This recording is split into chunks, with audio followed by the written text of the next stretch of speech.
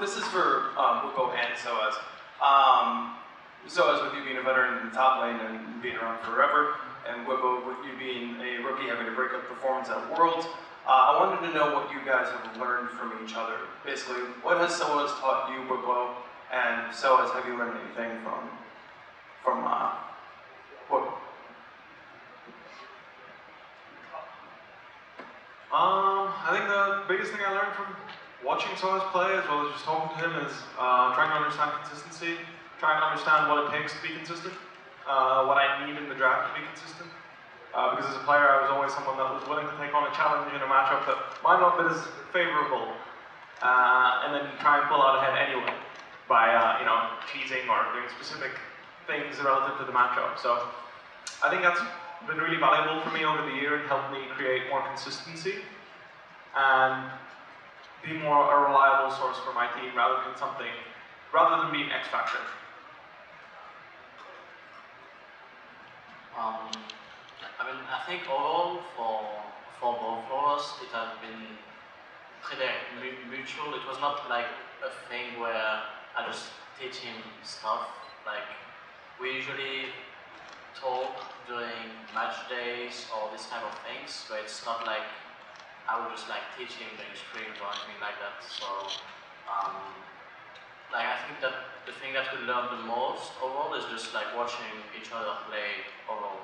Just watching like him playing scrims or these things like this, like just things that we do differently, and since we have more time watching and we have more things to watch, so it's not like we're watching another player from another team because we don't have that much information, right?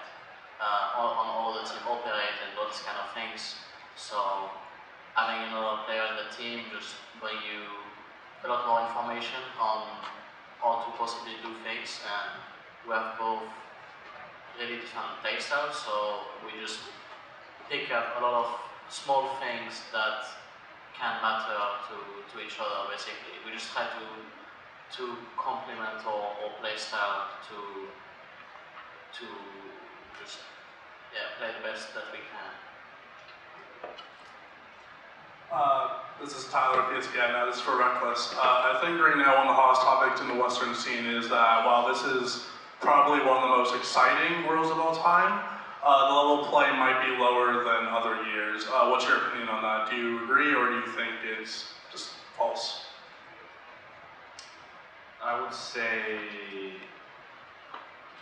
every team that has played this tournament has played to their best abilities. I wasn't actually all too surprised that Korea wasn't dominating this time around, because we saw already before the tournament started in scrims that China was the region to beat, and we were doing pretty well in scrims already, so it wasn't like all too surprising that we made it this far, and China dominated throughout pretty much the entire tournament. But I think something that surprised me at least was how slow people adapted to the meta. I thought throughout the tournament we were actually one of the best teams at adapting, and that's not something you usually say for European teams, so I was really surprised just in general how slow people were to realize like what was good to play and how was a good way to play it.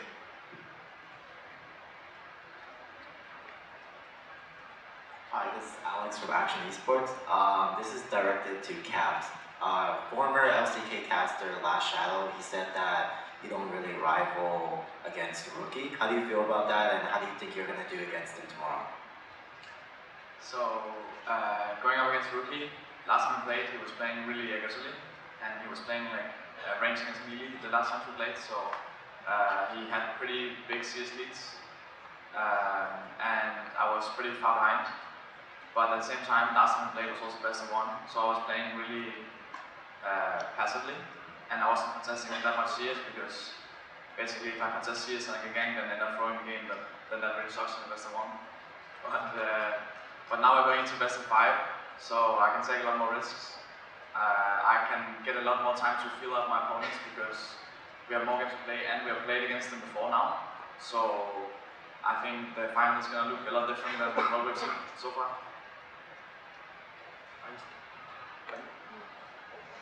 Hi, I'm Eric from Rise Sports Brazil. I have a question for Rekkles. In the middle of the year, you say to a Korean website in an interview that you want to go to have the experience to play to a Eastern team, Chinese team or a Korean team. And now today you are in the finals playing for a Western team. Do you still have the will to have this experience? So, at some point of my career, I would definitely like to go to a Chinese team. I really enjoyed my time there last year, and I know they already have imports, so it wouldn't be like a new deal for them to speak English in game because I already know that they do so in most of the teams. So I think it would be more just a culture change, and I think I am old enough now to be able to handle something like that. So at some point of my career, I would like to go to China and play there, but at the same time, I don't feel like I'm reaching that point yet. I think I have a lot more to give, so up until that point, I'll probably stay in Fnatic, and then perhaps I could do my last year or two in China. Hello, I'm Brazilian, Heitor Fonseca, Brazilian press. My question from Rekkles. In Brazil, 1 million people crowded for you, and I have the information about all in states, a lot for Minas Gerais, your mother network. How do you expect about this Brazilian crowd? You have experience about this. You expect in now this question, the Brazilian crowd in Brazil. Excuse me, could you repeat the last part? Yeah. A lot of people from Minas Gerais count for you in Brazil, in the finals. You have the expected to choose this Brazilian through the your game, the stars? Honestly, I didn't expect that much Brazilian support because I don't speak Portuguese very well right now. But my mom is coming. She's going to arrive here today, and I hope that together with her I can do something for the Brazilian fans so they can, well, I can show that Brazilian part of me to the world. All in all, I'm just really grateful for everybody that is willing to support us. And again, I think that the biggest deal for me coming into this tournament is that when we said we were going to win Worlds before we came here, people actually believed it. And people they actually took a moment of silence to be like, maybe these guys can do it. So the fact that we're here and we got this far already, it just goes to show that I think if you have the right mentality and the players that are good enough, you can make it any way you want. Hello. Hello. I'm Kara from Study Sports. This question is for Shoaf and Rekkles and Whipple if he wants. With G2 and Fnatic being in the top 4 of Worlds and Fnatic in the finals, probably winning, could we say that Europe is the best region in the world? I would say that if RNG and G2 played again, then RNG would never lose that series. So personally, I wouldn't see us as like the best region in the world. So I think China was having 3 teams among the best 5. And if anything, I think we're pretty lucky that we're facing IG in the finals. I thought RNG would be much scarier than IG. So the fact that we have a finals now against a team that we've already beat kind of feels nice, kind of makes us the favorites. So I'm pretty happy about the outcome of the tournament. To me, I feel like this Worlds tournament has been defined by what overpowered champions the team can play and how good they are at them. And I feel like G2 was just much more proficient at the solo lane champions than RNG was. So in the same sense, I also feel like RNG was definitely the team to beat. And I think that their unwillingness to play these champions or have priority on these champions is what took them down in the end. So I think that China is a much better region than EU, and honestly, it's biased because, well, we came from EU and we came as first seed, and I never felt that challenged by any of the European teams personally. Not about craziness, and I think it fit G2 fairly well because their bot lane being sort of like the weak link allowed the other players to do the crazy stuff that needed to be done for them. And as I said, I think, for example, RNG is was way too predictable in their play, and they didn't want to do the crazy stuff. But I think, for example, Korea didn't send their best team at Worlds. Like, I think, for example, a team like Griffin with this type of meta would probably do very, very well at Worlds. So I wouldn't say that EU is the strongest region. I think we are the best team, but I think that the best team in LPL and LCK can also like rival fairly easily with us as well.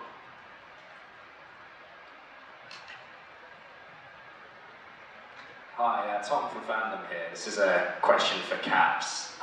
You've been playing professionally since you were 15. How did you manage to kind of convince your parents to pursue this as a full-time career and to let them really immerse you in it? So I always, like, I got a chance when I was like 14, and I always said to my parents, like, I'm gonna go pro and stuff like this.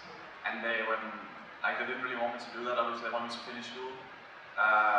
But I think when I went to Turkey, and my dad went with me because he obviously wanted, like, I said, like, I'm gonna go to Turkey tomorrow and play League, and he was like, wait, what is happening? So then he went with me to make sure I was safe and everything was good. And then he saw all the fans that were there watching the final of TCL back then, and he realized that this is actually like a big thing. And when I then got asked by Fnatic to join, I told my parents that I really wanted to do this, and they were supportive because of what they saw back in Turkey.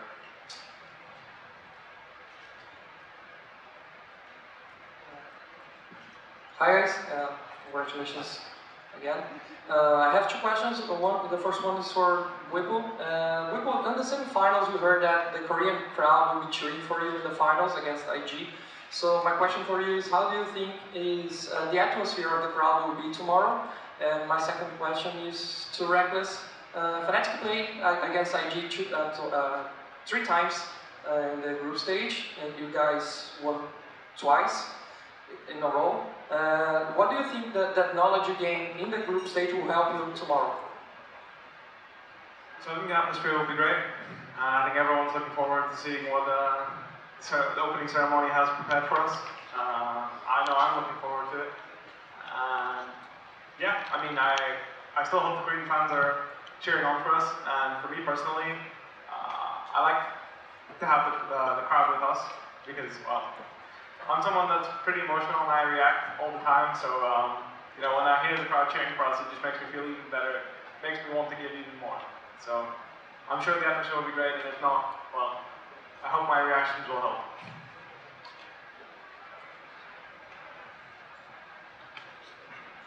I would say that the game split against IG probably doesn't mean anything other than us having the mental edge, I guess. Because it's been a while since we played them, and I think the meta, as I said before, it's just constantly evolving. So we might not even see like any of those champions we saw back then now, which means that the game is just going to be completely different. So the only thing I would say that we have over them because of that is just the mental game. I think we come in as the favorites, and then if they want to surprise us, they can give it a shot. But I think we're pretty much ready for anything, and we know what they want to do. So we're just gonna wait for them. Oh, sorry. Finish up. After that, one last question. Rekkles, do you think the Western team's success at Worlds has been solely down to adapting to meta, or is the skill level of overall strategy catching up as well to the Eastern team? I would say we're actually really good as a team and really good as individual players, so it doesn't surprise me that we made it this far, regardless of the meta. But I think G2 were really lucky with the meta. If it was bot lane centric, then you would have seen RNG be our finals opponents now, and G2 lose 0-3 in that series. So there are definitely some games that were defined by the meta, but I think us at least are not defined by the meta. We've been shown to be able to play all kinds of meta. We prevail in this one here where the solo lanes have a lot of power. We prevailed in the spring split when bot lane had a lot of power, so I think we are not one of the cases where the meta is in our favor. I think we're just which is good. And yeah, it just doesn't surprise me that we are where we are.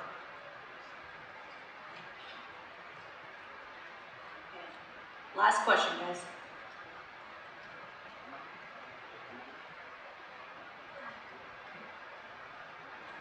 Hello, this question is for Broxa. A lot of people are identifying the jungle matchup as the kind of edge that you guys have in terms of 1v1s. So I'd like to know, what do you think of Ning's? What is his greatest strength and what is his greatest weakness? I think the jungle matchup against Ning is really interesting because we are very, very different players. He usually plays extremely aggressive and takes a lot of really high risks, which is probably also, I think that is actually both his biggest strength and weakness at once, because sometimes it works really well in his favor and he gets a big lead, but sometimes he also ends up getting caught in a poor way and almost loses the game alone. So I think I should have an edge over him. Unless he has a really good day and all his cheeses actually work, because I consider myself pretty consistent, so as long as he doesn't do something completely crazy that catches me too off guard, then I should be able to get my team in a good spot and hopefully eventually snowball one of our lanes.